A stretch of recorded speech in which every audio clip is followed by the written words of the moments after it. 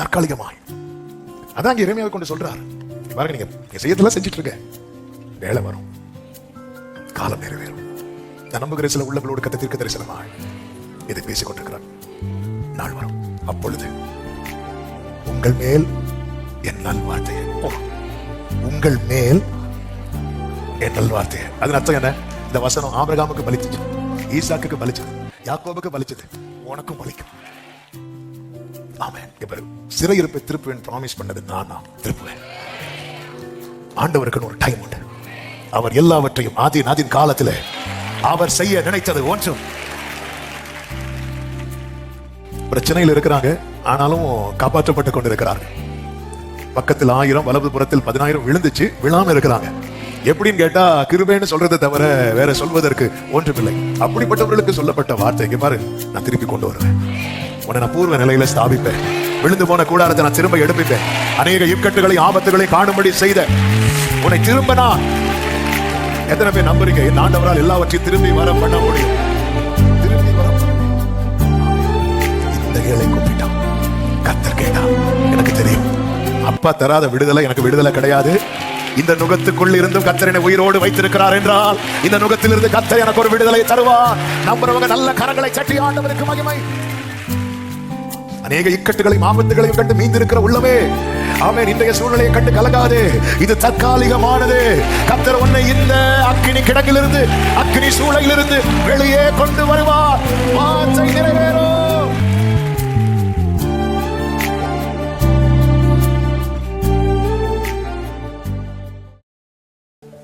நாம் கர்த்தருடைய வார்த்தையை கேட்க போகிறோம். எரேமியா தீர்க்கதரிசன புஸ்தகம் 29வது அதிகாரம், அதனுடைய 13, 14 வசனங்களை வாசிக்க கேட்கலாம். எரேமியா 29, 13, 14 வசனங்கள். உங்கள் முழு இதயத்தோடும் என்னை தேடினீர்களானால் என்னை தேடுவதில் கண்டுபிடிப்பீர்கள். நான் உங்களுக்கு காணப்படுவேன் என்று கர்த்தர் சொல்லுகிறார். நான் உங்கள் சிறையிருப்பை திருப்பி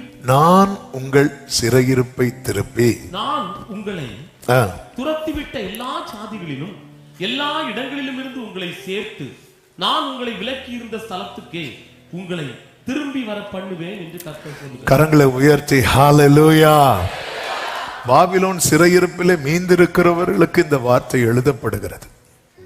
மீந்திருக்கிறவர்களுக்கு சிறையிருப்பில் இருக்கிறாங்க, ஆனாலும் தப்பி இருக்கிறாங்க. பிரச்சனையில் இருக்கிறாங்க, ஆனாலும் காப்பாற்றப்பட்டு கொண்டிருக்கிறார்கள். பக்கத்தில் 1000, வலது புறத்தில் 10,000 விழுந்துச்சு, விழாம இருக்கிறாங்க. எப்படின்னு கேட்டா கிருபைன்னு சொல்றதை தவிர வேற சொல்வதற்கு ஒன்றுமில்லை. அப்படிப்பட்டவர்களுக்கு சொல்லப்பட்ட வார்த்தை இங்க பாரு, நான் திருப்பி கொண்டு வருவேன், உன்னை நான் பூர்வ நிலையில ஸ்தாபிப்பேன், விழுந்து போன கூடாரத்தை நான் திரும்ப எடுப்பிப்பேன், அநேக இக்கட்டுகளை ஆபத்துகளை காணும்படி செய்த உன்னை திரும்ப நான். எத்தனை பேர் நம்புறீங்க என் ஆண்டவரால் எல்லாவற்றையும் திரும்பி வர பண்ண முடியும்? திரும்பி வர பண்ணுவேன். ஆமென். ஆண்டவர் இந்த காரியத்தை எரேமியாவை கொண்டு எழுதுகிறார். ஒரு பெரிய நம்பிக்கை அங்க கொடுக்கிறார். நம்பிக்கை, நீ என்ன தேடு, என்ன தேடு. இன்று பேசும்படி 5 காரியங்களை இந்த சம்பவங்களிலிருந்து உங்கள் மத்தியிலே சொல்லி ஜெபிக்கும்படி விரும்புகிறேன். முதல் காரியம், கர்த்தர் தரும் விடுதலையே மெய்யான விடுதலை. இந்த சத்தியத்தை எல்லாரும் புரிந்து கொள்ள வேண்டும். இந்த சம்பவத்தையே நான் சொல்லும்படி விரும்புகிறேன். சரித்திரத்துக்குள்ள ரொம்ப போகல, நான் ஆவிக்குரிய கண்ணோட்டத்தோடு சொல்ல விரும்புகிறேன். 28வது அதிகாரத்துல நீங்க பாத்தீங்கன்னா அனனியா என்கிற தீர்க்கதரிசி ஒரு பெரிய தீர்க்க தரிசனத்தை சொல்லுகிறான். அவனை தீர்க்கதரிசி என்றுதான் வேதமே சொல்லுகிறது. ஆனால் அவன் சொன்ன தீர்க்க தரிசனம் என்பது அது கர்த்தரிடத்திலிருந்து வந்ததா என்பதுதான் இங்க ஒரு பெரிய கேள்வியாக மாறுகிறது. அந்த தீர்க்க தரிசி என்ன சொல்லுகிறான் என்றால், அவன் சொன்ன தீர்க்க தரிசனம் கேட்பதற்கு ரொம்ப எல்லாருமே கேட்க விரும்புகிற தீர்க்க தரிசனம். ஏற்கனவே கர்த்தர் என்ன உரைத்திருக்கிறார் என்றால், பாபிலோனின் சிறையிருப்பு நீங்குவது 70 வருடம் ஆகும் என்று உரைத்திருக்கிறார். ஆனால் இந்த தீர்க்கதரிசி தீர்க்க தரிசனம் எப்படி உரைக்கிறான் என்றால், அதனுடைய 2வது வசனத்துல இஸ்ரவேலின் தேவனாகிய சேனைகளின் கர்த்தர் உரைக்கிறது என்னவென்றால், பாபிலோன் ராஜாவின் நுகத்தை முறித்தேன். அதாவது ஒரு நுகத்துக்குட்பட்டிருக்கிறவன் கேட்க விரும்புகிற தீர்க்க தரிசன வார்த்தை. உண்மையில இந்த நுகத்துக்கு உட்பட்டு ஜனங்கள் காணப்பட போகிறார்கள். அதற்கு அடையாளமாய் ஒரு நுகத்தை மாட்டிட்டு ஒரு ஆள் இருக்கிறார். யார் தெரியுமா? எரேமியா. அதற்கு முந்தின 27வது அதிகாரத்தில் கர்த்தருடைய வார்த்தை எரேமியாவுக்கு உண்டாகி 2வது வசனத்தில் சொல்லுகிறார், நீ உனக்கு கயிறுகளையும் நுகங்களையும் உண்டு பண்ணி அவைகளை உன் கழுத்திலே பூட்டி கொண்டுன்னு சொல்றார். ஒரு மரத்தால ஒரு நுகத்தை உண்டு பண்ணி இப்படி ஒரு நுகம் அதை கழுத்துல மாட்டிட்டு அப்படி இருக்கிறார். தீர்க்கதரிசி ஒரு அடையாளமா இப்படிதான் இஸ்ரவேல் ஜனங்கள் யாருக்கு பிடியில இருக்க போறாங்க? பாபிலோனியர் பிடியில இருக்கிறாங்க.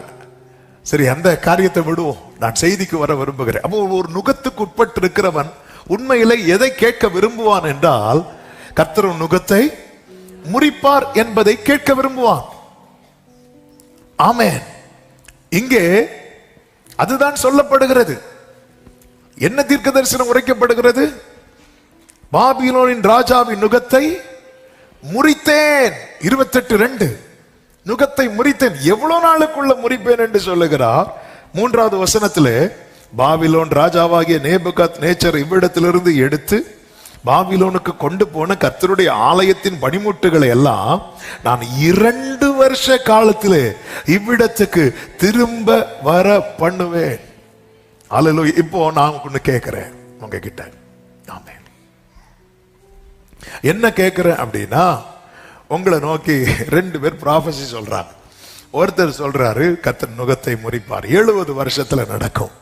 இன்னொருத்தர் சொல்றாங்க கர்த்தர் நுகத்தை முறித்தார், 2 வருஷத்துல நடக்கும். நமக்கு எது தேவை? என்ன கோரஸ்? இதுதானே நம்மளை கவருது. இதுதானே நம்மை கவருகிறது. உண்மையில இப்ப நுகம் முறிக்கப்படுவது இஸ்ரவேல் ஜனங்கள் எல்லாரை விட யாருக்கு மிக அவசியம் என்றால் எரேமியாவுக்கு. நுகத்தை உடைப்பேன் 2 வருஷத்துல அப்படி சொல்லும் போது எரேமியா என்ன சொல்றான் தெரியுமா? அந்த தீர்க்கதரிசியை பார்த்து 6வது வசனத்துல, ஆமென், கர்த்தர் அப்படியே செய்வாராக அப்படிங்கிறார். ஆமென். கர்த்தர் நுகத்தை முறிப்பார். இது ப்ராபசி, இது மாறாது. ஆனா இந்த அனனியா என்கிறவன் என்ன சொல்லுகிறான் அப்படின்னா, இன்னைக்கு பொதுவாகவே கர்த்தர் எரேமியாவை வச்சு என்ன ப்ராபசி சொல்றாருன்னா, இந்த நுகத்துக்கு கீழே நீ கொஞ்ச நாள் இருக்கணும் அப்படிங்கிறார். ஆனா அனனியா என்கிற தீர்க்கதரிசி சொல்றான், நுகமே கிடையாதுப்பா, நுகத்துக்கு கீழே இருக்க வேண்டாம். கர்த்தர் நுகத்தை முறிச்சிட்டாரு, 2 வருஷத்துல எல்லாமே செட்டில் ஆக போகுது. இதை கேட்கும் போது முதல் ஆமேன் சொன்னதே யாருதான் அப்படின்னா எரேமியா தான். எல்லாருக்கும் அதுதான் ஆசை.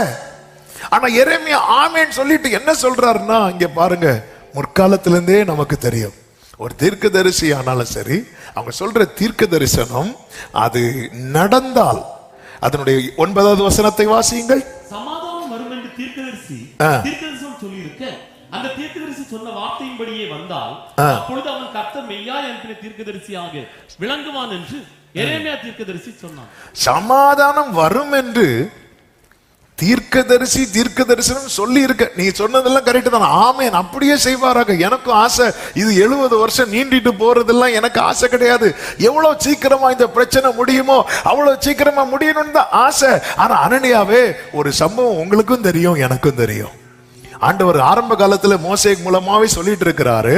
இங்க பாருங்க, ஒரு தீர்க்கதரிசி சமாதானம் வரும் என்று சொல்லி இருக்க, அந்த தீர்க்கதரிசி சொன்ன வார்த்தையின்படியே வந்தால் அப்பொழுது அவன் கர்த்தர் மெய்யாய் அனுப்பின தீர்க்கதரிசி என்று விளங்குவான் என்று எரேமியா தீர்க்கதரிசி சொல்றான். அது உங்களுக்கு தெரியும்ல. அப்பொழுது அனனியா என்ன பண்றான் தெரியுமா? 10வது வசனம். அப்பொழுது அனனியா என்கிற தீர்க்கதரிசி எரேமியா தீர்க்கதரிசியின் கழுத்தில் இருந்த நுகத்தை என்ன பண்றான்? உடைத்து போட்டான். எப்படி இருக்குங்க? ஆமென். எரேமியா இப்பொழுது நிமிர்ந்து, thank you Jesus. நான் சர்ச்சுக்கு போனேன், என்னை நோக்கி ஒரு ப்ராஃபஸி வந்துச்சு, என் கழுத்துல இருந்த நுகம் என்னாச்சு, உடைக்கப்பட்டது, க்ளோரி அப்படி சொல்லிட்டு திரும்பி போகும்போது கர்த்தர் எரேமியாட்ட சொல்றார், அவன் மரத்தினாலே உண்டு பண்ணின நுகத்தை உடைச்சு போட்டால இப்போ இரும்புல நுகத்தை உண்டு பண்ணி கழுத்துல மாட்டுங்கிறார். ஆமென். அதனுடைய 12 வாசியுங்கள். அனனியா என்கிற தீர்க்கதரிசி எரேமியா தீர்க்கதரிசியின் கழுத்தில் இருந்த நுகத்தை உடைத்து போட்ட பிற்பாடு கர்த்தருடைய வார்த்தை எரேமியாவுக்கு உண்டாகி, அவர், நீ போய் அனனியாவை நோக்கி, நீ மரநுகத்தை உடைத்தாய், நீ மரநுகத்தை உடைத்தாய், அதற்கு பதிலாக இருப்பு நுகத்தை உண்டு பண்ணு என்று கர்த்தர் சொன்னார்.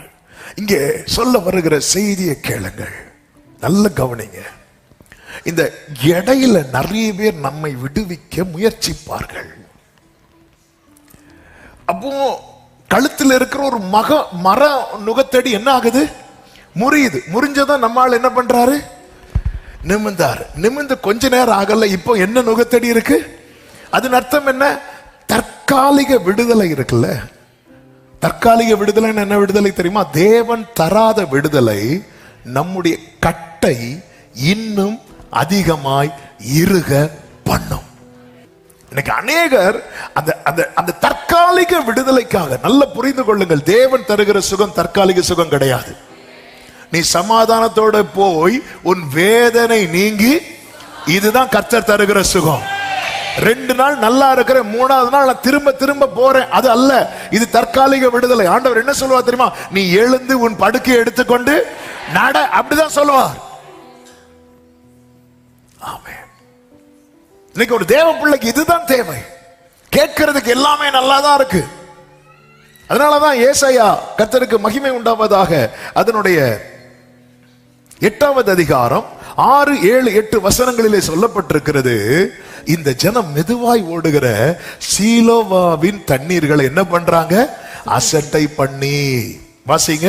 ரேத்சீனையும் ரெமலியாவின் குமாரனையும் சார்ந்து சந்தோஷிக்கிறபடியினால், இதோ ஆண்டவர் வல்லமையுள்ள திரளான ஆற்று நீரை போன்ற அசிரியாவின் ராஜாவையும் அவனுடைய சகல ஆடம்பரத்தையும் அவர்கள் மேல் புரள பண்ணுவார். எஸ், ஆண்டவர் சொல்லி மெதுவாய் ஓடுகிற இவர் இப்படிதான், இப்ப தருவேன் நாளைக்கு தருவேன்னு சொல்லிட்டு இருப்பார். இதெல்லாம் வேலைக்காகாது.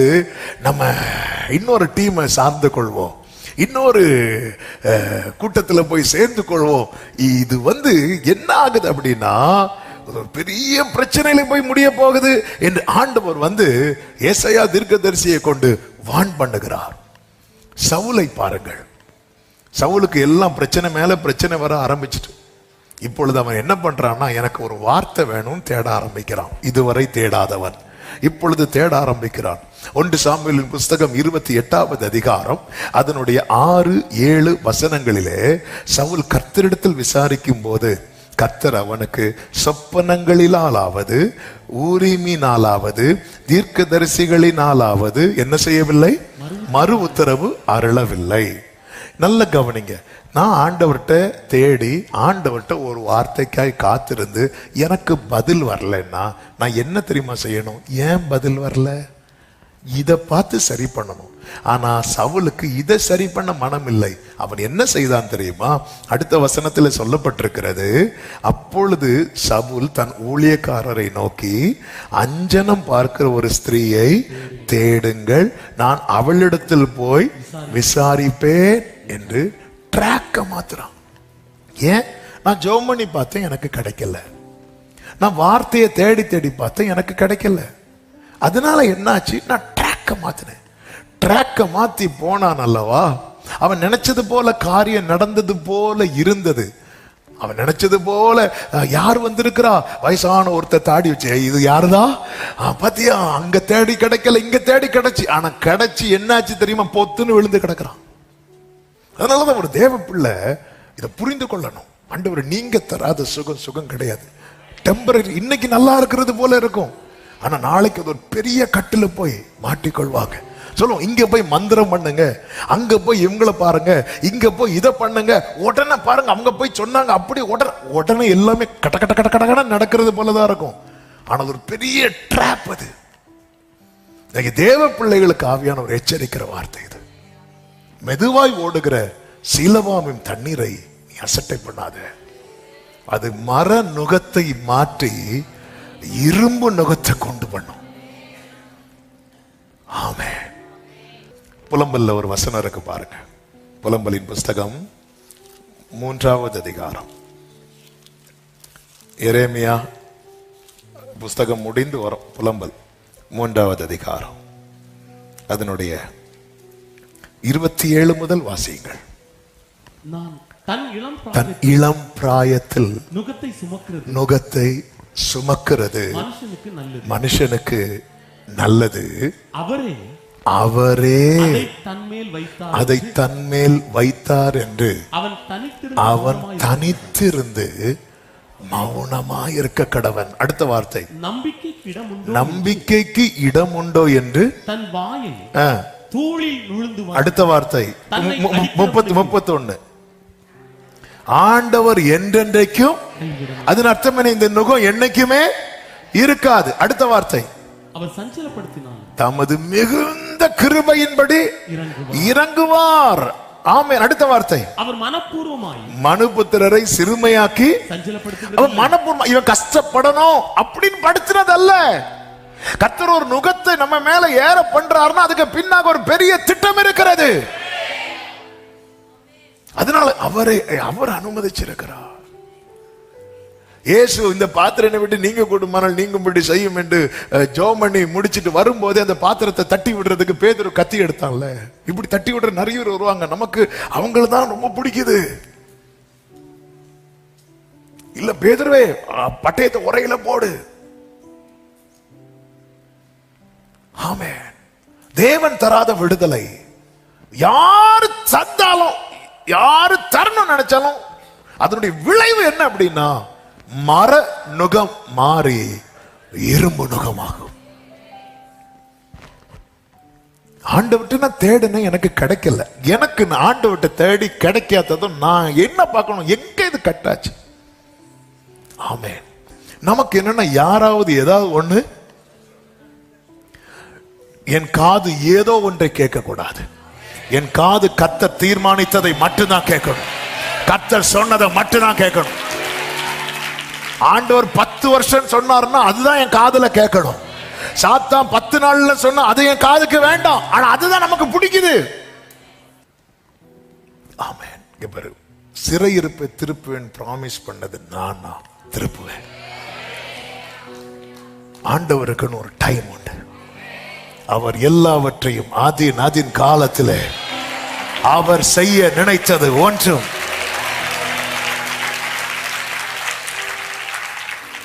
டெம்பரரி ரிலீஃபுக்காக தேவனை விட்டு பின்வாங்கிறாதீங்க. அப்படி பின்வாங்கின இஸ்ரவேலரை குறித்து வேதம் என்ன சொல்லுகிறது தெரியுமா? என்ன பண்ணா தெரியுமா? இன்னும் கொஞ்ச நாள் கூட போகணும்பா, இன்னும் இப்படி சுற்றி நடத்த பண்ணணும். இவங்களா ஒரு பிளானுக்குள்ள வராங்க. நம்ம ஒரு தலைவனை ஏற்படுத்துவோம், நம்ம நடப்போம், நம்ம எகிப்துக்கு போவோம். அப்போ கர்த்தர் மோசையை கொண்டு சொல்லுகிறார், இந்த வேர்டை கவனிங்க. என்னாகமம் 32வது அதிகாரம் அதனுடைய 15வது வசனத்தை வாசிக்கலாம். நீங்கள் அவரை விட்டு, இந்த வேர்டை கவனிங்க, பின்வாங்கினால் அவர் இன்னும் அவர்களை வனாந்திரத்தில் இருக்க பண்ணுவார். இன்னும் இருக்க பண்ணுவார். எங்க இருக்க பண்ணுவார்? வனாந்திரத்தில். இப்படி ட்ராக் மாறி மாறி வரோம் தெரியுமா? வனாந்திரத்தின் டியூரேஷன் கூடிட்டே இருக்கு. இன்னைக்கு செய்தி ஆமேன்லாம் கொஞ்சம் குறைவா தான் இருக்கும்.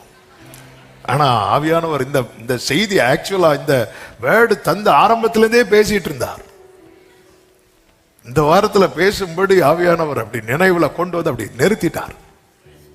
என் வாழ்க்கையில 40 நாளில் கடக்க, இஸ்ரவேலர்களுக்கு வனாந்திரம் 40 வருஷம், இயேசுவுக்கு வனாந்திரம் 40 நாள்.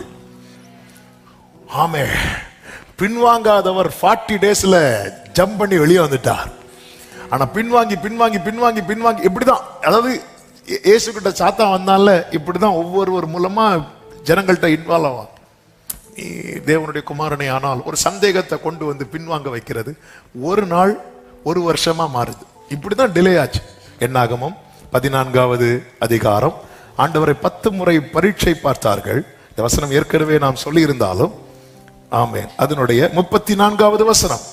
நீங்கள் தேசத்தை சுற்றி பார்த்து 40 நாள் இலக்கத்தின்படியே ஒவ்வொரு நாள் ஒவ்வொரு வருஷமாகவும் 40 வருஷம் உங்கள் அக்கிரமங்களை சுமந்து, அடுத்த வார்த்தை, என் உடன்படிக்கைக்கு வந்த மாறுதலை உணர்வீர்கள்.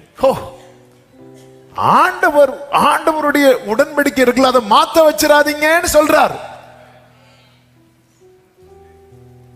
அப்போ ஆண்டவருடைய பிளான் என்ன தெரியுமா? 40 டேஸ்ல கொண்டு போனோம்.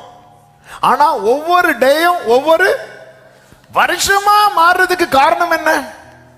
ஜனங்கள் தேவனை பரீட்சை பார்த்தார்கள், பின்வாங்கினார்கள். நமக்கு என்னன்னா, இன்னைக்கு ஜெபம் பண்ணணும், நாளைக்கு பார்க்கணும், நாளை கழிச்சு போகணும் அப்படின்னா ஓகே. ஆண்டவர் எவ்வளவு, அதான் மெதுவாய் ஓடுகிற சீலவாமின் தண்ணீரை நீ என்ன பண்ற தெரியுமா? அசட்ட பண்ற. என்னுடைய ஆசை என்ன நினைக்கிற? ஆண்டவருடைய ஆசை என்ன நினைக்கிற? நீடித்த நாட்களால் அவனை திருப்தியாக்கி. நம்ம அதை விட்டுட்டு உடனே உடனே உடனே உடனே உடனே உடனே அவ்வளவுதான் முடிச்சு.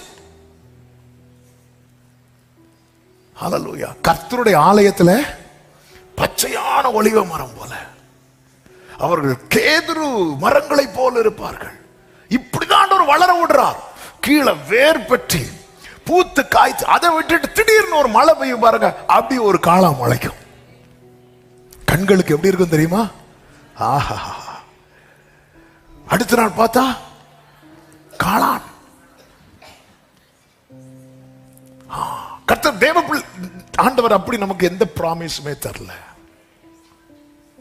வனாந்திரத்தில் நடத்தி கொண்டிருக்கும் போது நிறுத்தி, மோசே நிறுத்தி, உபாகம் 1வது அதிகாரம் எடுக்க வேண்டாம், அப்படி நின்னு அப்படி திரும்பி பார்த்து சொல்றார், நீங்கள் இப்பொழுது இருக்கிறதை பார்க்கலாம் 1000 மடங்கு. நீங்க வேர்டை எப்பவுமே ஃபியூச்சரா பார்த்து போயிட்டே இருக்கணும். பின்வாங்கினா என்னாங்க? 32:15 ஒரு விசை கூட இந்த வசனத்தை உங்க கண்களை விட்டு திருப்பாதிருங்கள். நீங்கள் அவரை விட்டு பின்வாங்கினால் அவர் இன்னும் வனாந்திரத்திலே இருக்க பண்ணுவார். நான் இன்னும் வனாந்திரத்தில் இருக்கணுமா, வனாந்திரத்தை தாண்டணுமா என்பது நான் எடுக்கிற தீர்மானத்தில் இருக்கிறது. நான் என்ன தீர்மானம் எடுக்க போறேன்? நான் இன்னும் வனாந்திரத்தில் இருக்கணுமா, இன்னும் கஷ்டப்படணுமா? இல்ல ஆண்டவரே, இந்த வனாந்திரத்தை விட்டு, வேதம் சொல்லுகிறது, ஆவியானவரின் பலத்தினாலே அவர் கலிலேயாவுக்கு போனார். 40 நாள்ல இயேசு கிறிஸ்து வனாந்திரத்தை தாண்டினாரே. ஆமே. நம்முடைய ஹீரோ முந்தின ஆதாம் அல்ல, நம்முடைய ஹீரோ பிந்தின ஆதாம். நம்முடைய ஹீரோ மோசே அல்ல, நம்முடைய ஹீரோ மோசேயிலும் பெரியவர். 40 நாள்ல வனாந்திரத்தை கடந்து வந்தவர். ஆமீன் சொல்லுங்க பார்க்கலாம். கர்த்தர் தருகிற விடுதலை தான் மெய்யான விடுதலை. கர்த்தரிடத்திலிருந்து வராத எந்த விடுதலையும் அது இன்று விடுதலை போல தோன்றினாலும் அது நாளை இன்னும் பலத்த கட்டுக்குள்ளே தான் நம்மை கொண்டு போகும். ஆவியானவர் சபைகளுக்கு சொல்லுகிறதை காதுள்ளவன். ஆமென். 5ன்னு சொல்லிட்டானோ? ஹல்லேலூயா. இது ரொம்ப முக்கியம், ரொம்ப முக்கியம். சிலர் பாருங்க, உடனே நல்லா இருக்கு, உடனே எல்லாமே ஓகே ஆனது மாதிரி இருக்கு, அடுத்த ஒரு பெரிய யோசேப்பு லைஃப்ல விடுவிக்கப்படுவார், அகப்படுவார், விடுவிக்கப்படுவார், இப்படிதான் யோசேப்பு லைஃப் போயிட்டு இருக்கு. ஆனா 30வது வயசுல கர்த்தர் ஒரு விடுதலை கொடுத்தார் பாத்தீங்களா? அது பெர்மனன்ட் ரிலீஃப். ஆமா. போர்த்திபார் கண்ணுல தயை கிடைக்குது, என் வீட்டுல நெல்தா திருப்பி உள்ள, இப்படிதான் போயிட்டே இருக்குது. குழியில தூக்கி போட்டாங்க, தூக்கி எடுத்தாங்க. தூக்கி எடுத்ததும் யோசேப்பு என்ன நினைச்சிருப்பா தெரியுமா? அப்பாடா. ஏன்னா அவர் அண்ணேன்னு கெஞ்சினார், அண்ணன் தூக்கிட்டார். தூக்கி முடிச்சதும் பார்த்தா 20 வெள்ளி காசுக்கு வச்சுட்டார். என்னன்னு எப்படி பண்ணிட்டீங்க? இதுக்கு நான் அந்த குழியிலே கிடந்திருப்பேன். So temporary relief. ஏன்னா கர்த்தர் கை வைக்கல, கர்த்தர் அவனோடு இருந்தார் மட்டும்தான் இருக்கும் பைபிள்ல. அவன் தயை கிடைக்க பண்ணிட்டே இருந்தார், ஃபேவர் கிடைக்க பண்ணிட்டே இருக்கிறார். சிறையில் இருந்தால் அந்த ஃபேவர், நுகத்தில் இருந்தால் அந்த ஃபேவர், தீயை தண்ணீரை கடந்தால் அந்த தயவு கிடைச்சிட்டே இருக்கும். கர்த்தர் தருகிற விடுதலை. இந்த ஏழை கூப்பிட்டான், கர்த்தர் கேட்டார். எனக்கு தெரியும் அப்பா தராத விடுதலை எனக்கு விடுதலை கிடையாது. இந்த நுகத்துக்குள் இருந்தும் கர்த்தர் என்னை உயிரோடு வைத்திருக்கிறார் என்றால் இந்த நுகத்திலிருந்து கர்த்தர் எனக்கு ஒரு விடுதலை தருவார். நம்புறவங்க நல்ல கரங்களை சட்டி ஆண்டவருக்கு மகிமை. ஆமென் சொல்லுங்க பார்க்கலாம். இரண்டாவதாக, இப்பொழுது செய்ய வேண்டியதை செய்து கொண்டிருங்கள். அதாவது காலத்தை வீணாக்காதிருங்கள். எரேமியா 29வது அதிகாரம் அதனுடைய 4, 5, 6 வசனங்களை வாசியுங்கள். தேவனாகிய சேனைகளின் கர்த்தர் தாம் எருசலேமிலிருந்து பாபிலோனுக்கு சிறைப்பட்டு போக பண்ணின அனைவருக்கும் அறிவிக்கிறது என்னவென்றால், தேவனாகிய கர்த்தர் சிறைப்பட்டு போன அனைவருக்கும் அறிவிக்கிறது என்னவென்றால், நீங்கள் வீடுகளை கட்டி குடியிருந்து அவைகளின் கனியை சாப்பிடுங்கள். நீங்கள் பெண்களை விவாகம் பண்ணி குமாரத்திகளையும் பெற்று பெண்களுக்கு கொண்டு உங்கள் குமாரத்திகளை புருஷருக்கு இவர்களும் குமாரரையும் குமாரத்திகளையும் பெறட்டும். அதாவது என்ன சொல்றாருன்னா, ஆண்டவர் செய்வார், ஆண்டவர் செய்யட்டும் சொல்லிட்டு நீ சும்மா இருக்காதேன்னு சொல்றார். அவர் செய்ய வேண்டிய காலத்தில் அவர் எல்லாம் செய்வார். இப்பொழுது நீ என்ன செய்யணும் அதை செஞ்சிட்டு. ஆமென். அவருடைய வார்த்தை நிறைவேறும். அவருடைய வார்த்தை நிறைவேறட்டும் சொல்லிட்டு நீ காலத்தை வீணாக்காதே, ஒழுங்கட்டு தெரியாது. தெசலோனிக்கேயருக்கு அப்படிதான் சொல்லுவார்.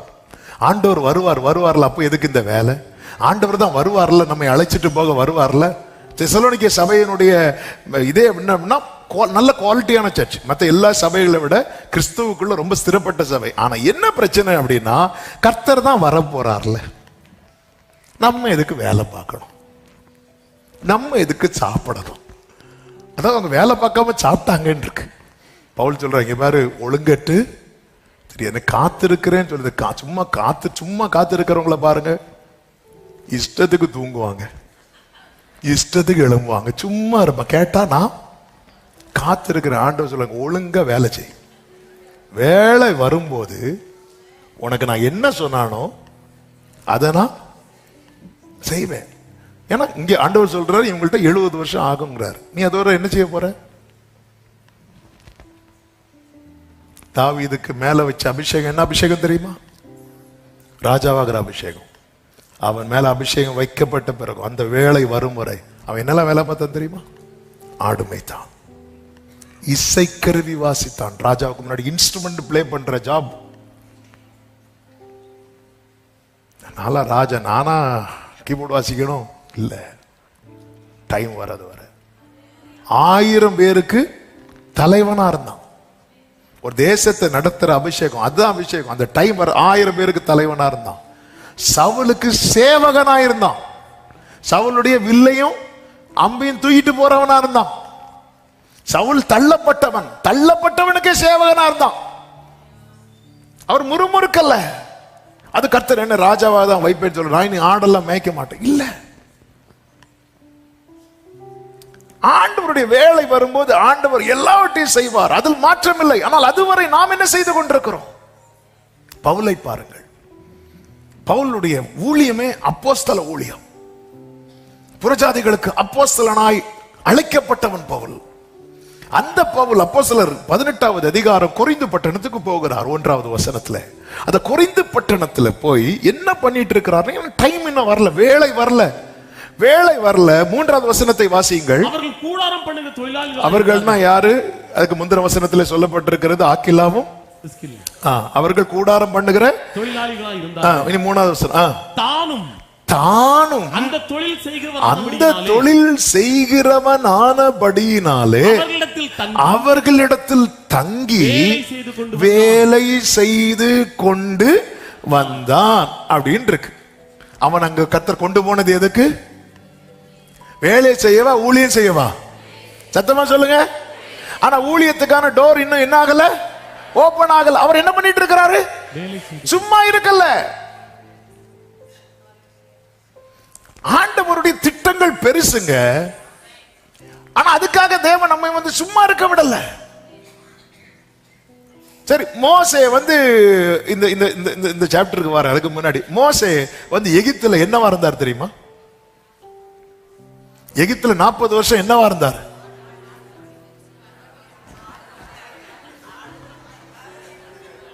ஆட்டுக்கறி வேணுமா? இல்ல நான் தெரியாம கேட்கிறேன். எகிப்துல இருக்கிறவங்களுக்கு ஆடு மேய்க்கிறவங்கனாலே அருவருப்பு. அவன் எங்க வளர்க்கப்படுகிறான்? வளர்க்கப்பட்டான். கர்த்தர் அவனை யார நடத்தணும்னு பிளான் வச்சிருக்கிறார்? இஸ்ரவேலர். ஆனா நடத்துறதுக்கு முன்னாடி வனாந்திரத்துல கொண்டு வந்து என்ன மேய்க்க வைத்தார்? நான் ஆடு மேய்க்க மாட்டேன், நான் சாஸ்திரங்களை கற்று இல்ல, அற்பமான ஆரம்பத்தை அசட்டை பண்ண மாட்டார். இன்று கர்த்தர் சிலதை செய்ய வாசல் திறக்கும் போது கர்த்தர் எனக்கு பெருசு வச்சிருக்க, நான் எதுக்கு இது? நோ, என் நினைவுகள் அல்ல உங்கள் நினைவுகள். 40 வருஷம் எகிப்துல இருக்கும் போது, எகிப்துல சாஸ்திரங்களை சகல கலைகளையும் கற்று தேர்ந்தவனான போது அவனுக்கு ஒரு எண்ணம் வந்துச்சு, இஸ்ரவேல் ஜனங்களை கர்த்தர் என் கையினாலதான் விடுவிப்பார். அப்போ அவன் கையில விடுவித்திருந்தா எத்தனை பேர் டெய்லி அடக்காராதனை தான். ஆமாவா இல்லையா? ஹலோ, இங்க வா, ஒழுங்கா அருணா, அவ்வளவுதான், ஆல் அவுட். ஏன்னா அவர் சகல கலைகளையும் கற்று ஆண்டவர் பார்த்தாரு, இவனை இப்படி விடக்கூடாது. அடுத்த 40 years அவன் ஆடு மேய்க்க வைத்தார். ஒரு ஆடு மேய்க்கிறவனுக்கு எவ்வளவு பொறுமை வேணும் தெரியுமா? எவ்வளவு சகிப்புத்தன்மை வேணும் தெரியுமா? கர்த்தர் அவனை உருவாக்குறார், சாந்த குணம் உள்ளவனாய் உருவாக்கி திருப்பி கொண்டு போறார். மெதுவாய் ஓடுகிற சீலவாமின் தண்ணீரை நீ அசட்டை பண்ணுகிறாயோ? அவர் கல்யாணம் பண்றார், பிள்ளைங்க பிறக்கிறாங்க, ஒரு வேலை பார்த்துட்டு இருக்கிறார். இல்ல, மோசே கல்யாணம் பண்ணிட்டான், மோசே வேற ஒரு வேலையில ஜாயின் பண்ணிட்டான், அதனால அவன் வேண்டாம், ஆரோன் இப்படி மாறினார் ஆண்டவர். காத்திருக்கிறவர்களே, கர்த்தர் சொன்னதுல ஒரு ஒரு டாட் கூட மிஸ் ஆகாம நடத்துவார். ஆனா நம்ம என்ன பண்ணிட்டு இருக்கிறோம்?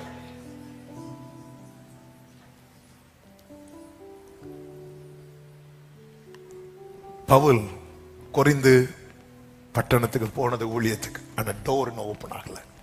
டோர் ஓபன் ஆகலன்னா அந்த லீடிங் அவனுக்கு இன்னும் வரல, வெயிட்டிங். அப்போ அவன் என்ன பண்றான்?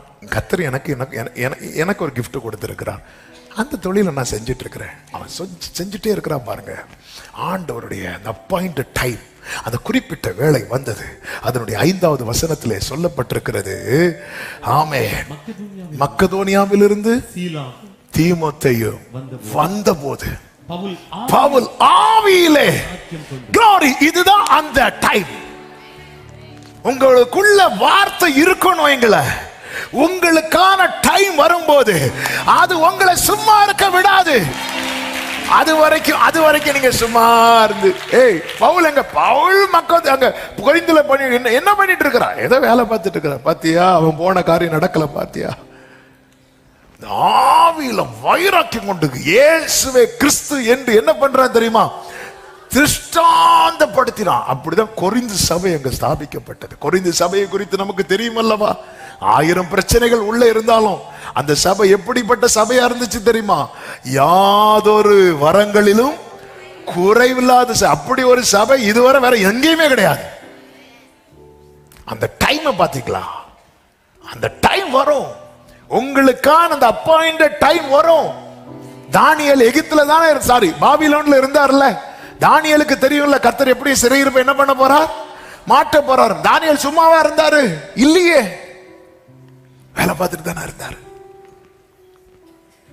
காத்திருப்பின் காலத்துல கர்த்தர் உங்களை எந்த நிலையில வைத்திருக்கிறாரோ அதை சந்தோஷமா செய்யுங்கள். நான்லாம் இங்க இருக்கக்கூடிய ஆளே கிடையாது. இப்படியே பேசிட்டு இருந்தானா யோசேப்பை வெளியே கொண்டு வந்திருக்க மாட்டான். நமக்குள்ள இருக்கட்டும், திட்டங்கள் கர்த்தர் ஏற்ற வேளையில நிறைவேற்றும். இயேசுவை பாருங்க, சொந்த ஊர்ல இயேசு பிரீச் பண்ணும் போது மத்தேயு சுவிசேஷத்துல இருக்கு இவர் தச்சனுடைய குமார். ஆனா மார்க் சுவிசேஷத்துல எப்படி இருக்கும் தெரியுமா? இவர் தச்சன் அல்லவா அப்படிமாங்க. இவர் கார்பெண்டர் தானே. அதன் அர்த்தம் என்ன? இயேசு அவருடைய வேலை வரும் வரை அவங்க அப்பாவுக்கு என்ன பண்ணிட்டு இருந்தார் தெரியுமா? சப்போர்ட் பண்ணிட்டு இருக்கிறார். அந்த ஒர்க் அவர் பண்ணிட்டு இருக்கிறார். இல்லைன்னா பைபிள் அது எழுதப்பட்டிருக்குமா? இவர் தச்சன் அல்லவா. மார்க் சுவிசேஷம் 6வது அதிகாரம் 3வது வசனம், இவன் தச்சன் அல்லவா அப்படிங்கிறாங்க. Is not this the carpenter அப்படிங்கிறாங்க. இவர் கார்பெண்டர் தானே. ஓ, எப்படி ஒரு அடிச்சுவோட அவர் நமக்கு வச்சுட்டு போயிருக்கிறார் பாத்தீங்களா? அதான் எரேமியாவை கொண்டு சொல்றார், மீந்து இருக்கிறவர்கள் சொல்றாங்க, இங்க பாரு டைம் வரும், அந்த காலம் நிறைவேறும் போது. எரேமியா 29வது அதிகாரம், ஆமென், அதனுடைய 10வது வசனத்தை வாசிங்கள். பாபிலோனிலே 70 வருஷம் நிறைவேறின பின்பு, எல்லாரும் ஒரு ஆமென் சொல்லுங்க பார்க்கலாம். நிறைவேறின பின்பு நான் உங்களை சந்தித்து உங்களை இவ்விடத்துக்கு திரும்பி வர பண்ணும்படிக்கு உங்கள் மேல் என் நல் வார்த்தையை நிறைவேற பண்ணுவேன். நல்ல கரங்களை சற்றி ஆமென் சொல்லுங்க. சரிப்பா, அவன் செட்டில் ஆயிட்டான், அவன் ஏதோ ஒரு வேலை செஞ்சிட்டு இருக்கிறான், அப்படியே போட்டோம், அப்படி விட மாட்டேன். டைம் வரும், டைம் வரும், வேளை வரும். வேளைக்காக காத்திருக்க கிருபை, ஆமென், வேளைக்காக காத்திருக்க பொறுமையை எனக்கு, ஆமென். அதாவது ஆண்டவர் இன்னும் கொஞ்சம் டைம் ஆகும் அப்படின்னு வைங்களேன், கர்த்தர் நமக்கு ஒரு டோர் ஓபன் பண்ணி தற்காலிகமா ஏதோ ஒரு வேலையிலையோ ஏதோ ஒரு காரியத்துல நம்மை செயல்பட வைப்பார். டைம் நெருங்கிட்டுன்னு வைங்களேன், அந்த டோரை க்ளோஸ் பண்ணுவார். அந்த டோரை க்ளோஸ் பண்ணி உட்கார வைப்பார். டோரை க்ளோஸ் பண்ணி உட்கார வைக்கிறாருனாலே நெக்ஸ்ட் நீங்க தான் நினைச்சுக்கோங்க. ஆமென். அந்த டைம் ஆக ஆக இல்ல இன்னும் கொஞ்சம் டைம் ஆகும் அப்படின்னா ஆண்டவர் ஒரு டோர், அதுக்காக வார்த்தை, அதான் சொல்ல, நல் வார்த்தையை நிறைவேற பண்ணுவேன். உன் மேல நான் சொல்லி இருக்கிற நல் வார்த்தையை காலம் நிறைவேறும். ஏன்னா தேவனுடைய நீதின்னு ஒண்ணு இருக்கிறது, அவருக்கு தெரியும் இந்த டைம்ல தான். அதான் சொன்னேன்ல, 40 வயசுலயே மோசைக்கு எண்ணம் இருக்கு, என் கையால கத்தர் விடு, நல்ல எண்ணம், அது உண்மையான எண்ணம். ஆனா அப்பவே நடத்தி இருந்தா, ஆமென், மோசை அந்த அளவுக்கு பக்குவப்பட்டிருக்க மாட்டார். அவர் எகிப்தின் சாஸ்திரங்களை, கலைகளை கட்டவர். அதனால ஒரே அடியில ஒருத்தனை கொண்டான். 40 வருஷம் ட்ரைனிங். இந்த வெயிட்டிங் பீரியட் ட்ரைனிங் பீரியட். சில சில சில கோர்ஸ் எல்லாம் படிக்க போவாங்க பாருங்க, படிக்கும் போதே வேலையும் என்ன பண்ணுவாங்க தெரியுமா, கொடுப்பாங்க. சில பிள்ளைங்களாம் ஃபாரின்ல படிக்க போற பிள்ளைங்க பார்ட் டைம் ஜாப் பார்ப்பாங்க. எங்க பார்ப்பாங்கன்னு நினைக்கிறீங்க? ஹோட்டல்ல, ஏதாவது பெட்ரோல் பல்க்ல, சூப்பர் மார்க்கெட்ல வேலை பார்க்க அவங்க போனாங்க. அவங்க நோக்கம் என்ன தெரியுமா, இதை கம்ப்ளீட் பண்ணணும். அவங்களுக்கு தெரியும், எனக்கு இந்த வேலை எதுவரை தெரியுமா, இந்த கோர்ஸை கம்ப்ளீட் பண்றது வரைக்கும், எனக்கு இந்த டோர் ஓபன் ஆகுறது வரைக்கும். டோர் ஓபன் பண்ணதுக்கு அப்புறம் இவங்களே நாளைக்கு சூப்பர் மார்க்கெட் வைப்பாங்க, நமக்கு தெரியாது. ஆமே, ரூத்துக்கு தெரியும், இந்த கதிர் பொறுக்கிறது எனக்கான டைம் வர்றது வரைக்கும் தான். ஆமே. அதனால பிள்ளைங்கெல்லாம், நம்ம சர்ச்சிலையும் பிள்ளைங்க வெளியே இருக்கிறாங்க, ஏதோ ஒரு வேலையை பார்த்து அவங்க ஏதோ ஒரு வேலை பார்க்கறதுக்குன்னு போகல, அவங்க போனது அந்த கோர்ஸ் கம்ப்ளீட் பண்றதுக்கு. ஆனா தற்காலிகமாய், அதான் அங்கே எரேமியாவை கொண்டு சொல்றாரு, பாருங்க, நீங்க செய்யறதெல்லாம் செஞ்சிட்டு இருங்க, வேலை வரும், காலம் நிறைவேறும். நான் நம்புகிற சில உள்ளங்களோடு கத்த தீர்க்க தரிசனமாய் இதை பேசிக் கொண்டிருக்கிறார். நாள் வரும், அப்பொழுது உங்கள் மேல் என் நல் வார்த்தையை, உங்கள் மேல் என் நல் வார்த்தையை. அதன் அர்த்தம் என்ன? இந்த வசனம் ஆபிரகாமுக்கு பலிச்சுச்சு, ஈசாக்குக்கு பலிச்சது, யாக்கோபுக்கு பலிச்சது, உனக்கும் பலிக்கும். இன்னும் நிறைய இருக்கு, பலிக்க போகுது.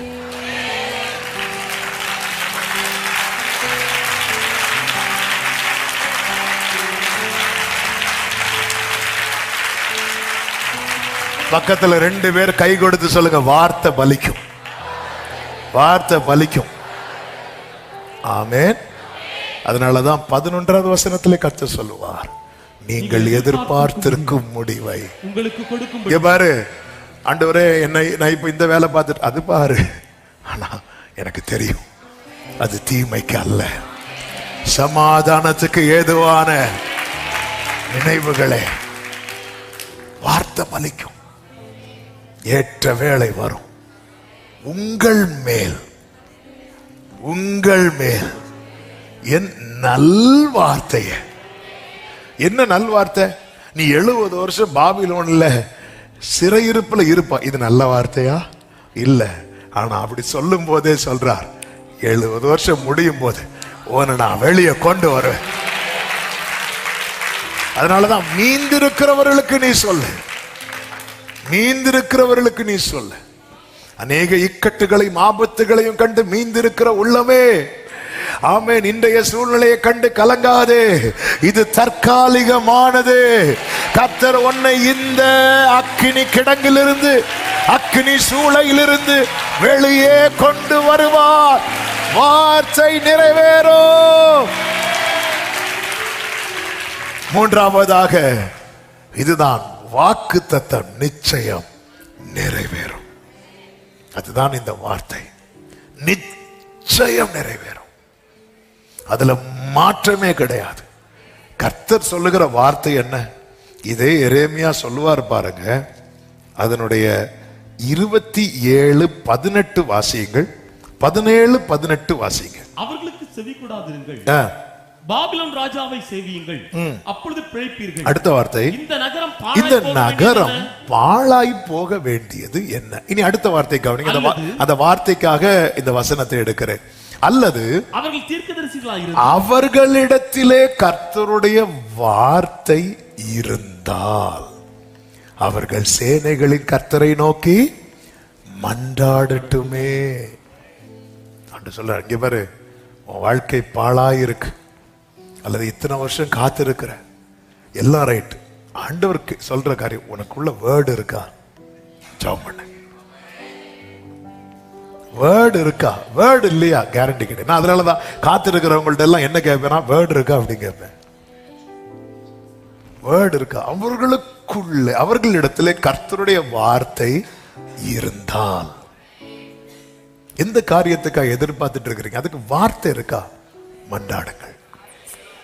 பாழாயிட்டு சொல்லி ஜெபிக்கிறத விட்டுறாதீங்க, எல்லாம் நஷ்டமாயிட்டு சொல்லி ஜெபிக்கிறத விட்டுறாதீங்க, எல்லாம் கைவிட்டு போச்சுன்னு ஜெபிக்கிறத விட்டுறாதீங்க. வேர்டுக்காக தான் ஏபோத்தை கொண்டு வான்னு சொல்லி தாவீது சிக்லாகுல எல்லாத்தையும் இழந்து, இப்ப நான் போலாமா? போலானா வேர்டு இருக்குன்னு அர்த்தம். ஆண்டு சொன்னா நீ திருப்பி கொள்வா. எழும்பிட்டான், அவனுக்கு வேர்டு இருக்கு. இப்ப அவன் சொல்றான், நான் சேனைக்குள் பாய்வேன், நான் மதிலை தாண்டுவேன், ஒன்று குறையாமல். இனியும் நான் இதுக்காக ஜெபம் பண்ணணுமா, இனியும் இதுக்காக வெயிட் பண்ணணுமா அப்படிங்கிற யாரோ ஆண்டவர் சொல், வேர்டு இருக்கா? ஜெபம் பண்ணுங்க, தைரியமா ஜெபம் பண்ணுங்க. நல் வார்த்தைய உங்களுக்கு செய்வேன் என்றல்ல, உங்கள் மேல. என்ன உங்க மேல? கர்த்தர் யாக்கோபுக்கு ஒரு வார்த்தையை அனுப்பினார், அது இஸ்ரவேல் மேல இறங்கிட்டு. உங்க மேல சொல்லுவாங்க தெரியுமா, அவனுக்கு வந்து பலிச்சது, உனக்கு பலிக்கும்.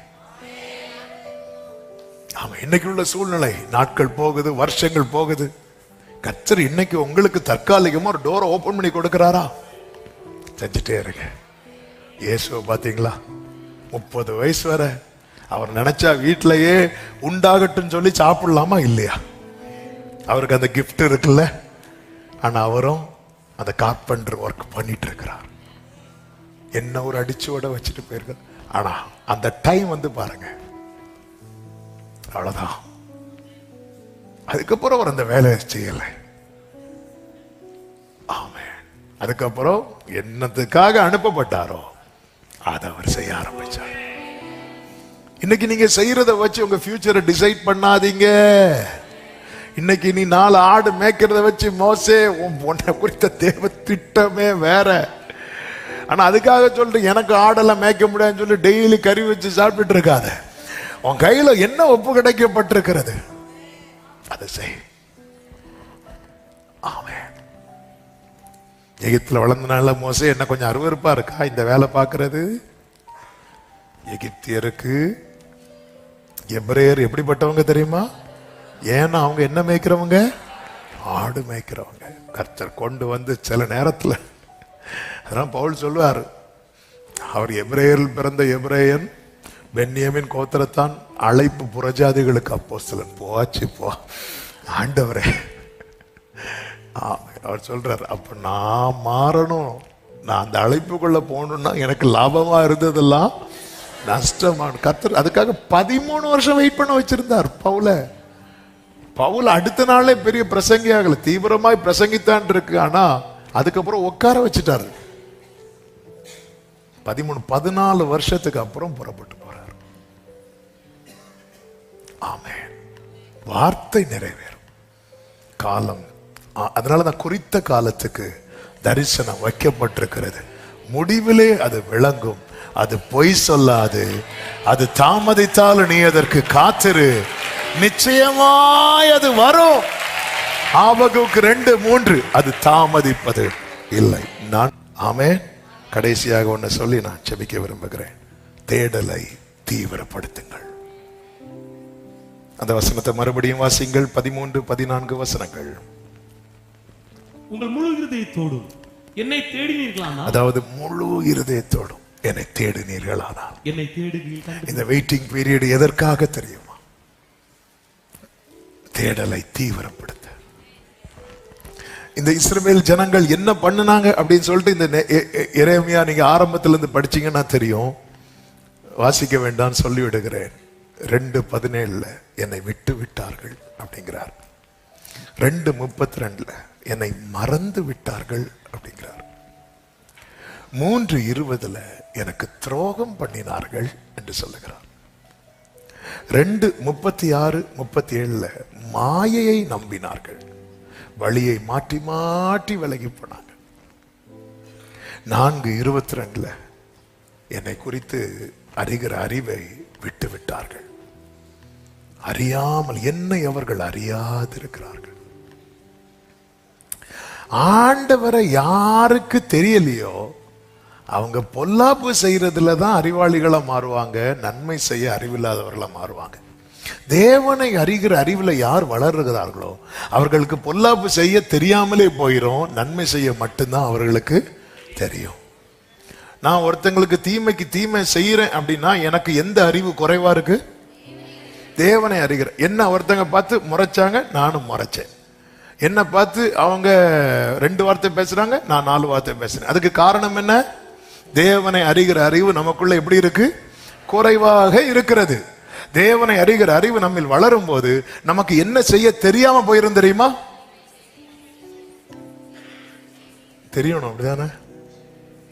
தீமை செய்ய தெரியாம உங்களுக்கு ஒரு சொரணையே அப்படி கேட்பாங்க. என்ன செய்யணும்? அவங்க பேசுறதுக்கு நீங்க 2 வார்த்தை பேசலாம். Okay, praise the Lord. இதுக்கு மேல பேச மோசே சாந்த குணம் உள்ளவனா இருந்தான். ஏன் எப்படி மாறினா? அவன் தேவனை முகமுகமாய் அறிந்த மோசே போல வேற யாருக்கும் அவரை அறிகிற அறிவுல வளர வளர அவனுக்கு என்ன செய்ய மறந்துட்டான் தெரியுமா? தீமை செய்ய. இந்த சிஸ்டரா இவங்க வீட்டுல பேசுறது ஜங்ஷன் வர கேக்குமே, இப்போ என்ன அப்படி உங்களை பத்தி சாட்சி வருதா? ஜங்ஷன் வர கேக்குமே இவங்க பேசுறது. சிலர் சாரி எப்படி எடுத்து போட்டு பேசுறது மைக்கையும் தாண்டி கேட்கும், அவ்வளவு மெதுவா பேசுவாங்க. இவங்களா அப்ப தேவனை ஆண்டவர் அதை ஃபீல் பண்றார்.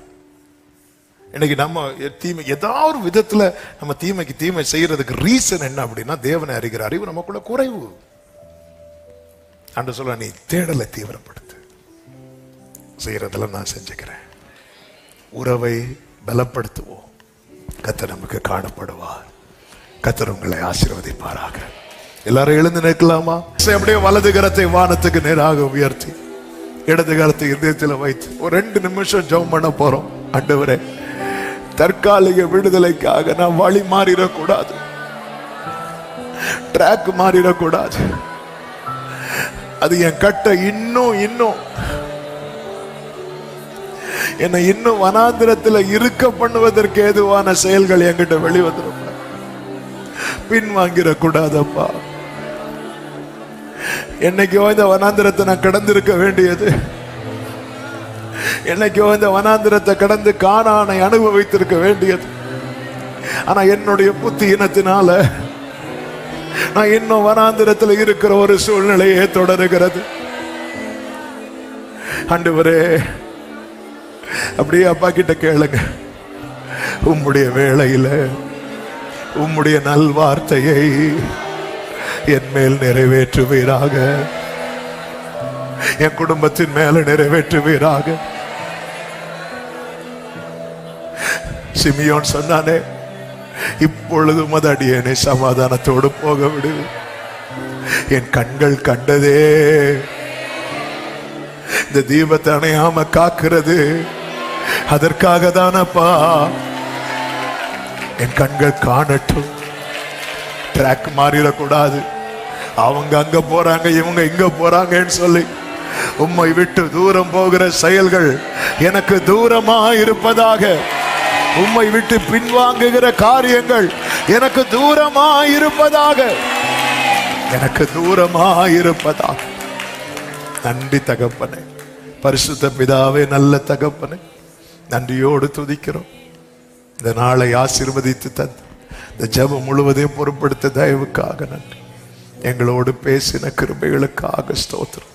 நீர் நல்லவர், நீர் பெரியவர். ஆண்டவரே, ட்ராக் மாறிடக்கூடாது, பின்வாங்கிடக்கூடாது.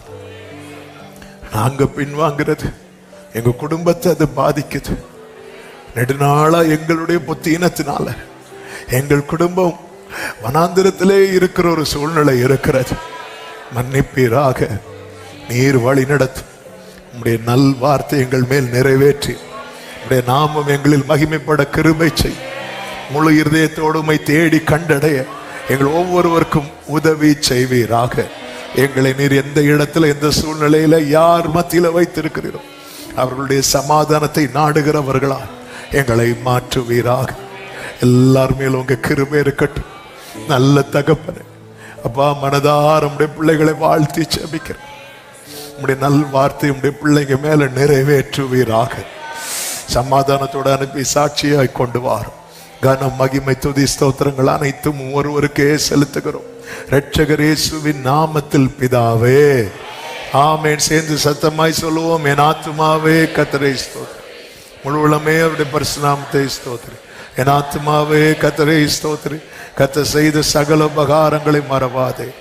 ஆமென். நம்முடைய கர்த்தராகிய இயேசு கிறிஸ்துவின் கிருபையும் பிதாவாகிய தேவனுடைய அன்பும் பரிசுத்தாவியானவருடைய ஐக்கியமும் சிநேகமும் பாதுகாவலும் நம் அனைவரோடும் எல்லா பரிசுத்தவான்களோடு கூட கர்த்தருடைய வருகை மட்டும் தங்கி இருப்பதாக. ஆமென். ஹல்லேலூயா. God bless you. கர்த்தர் உங்களை ஆசீர்வதிப்பாராக. ஆமென்.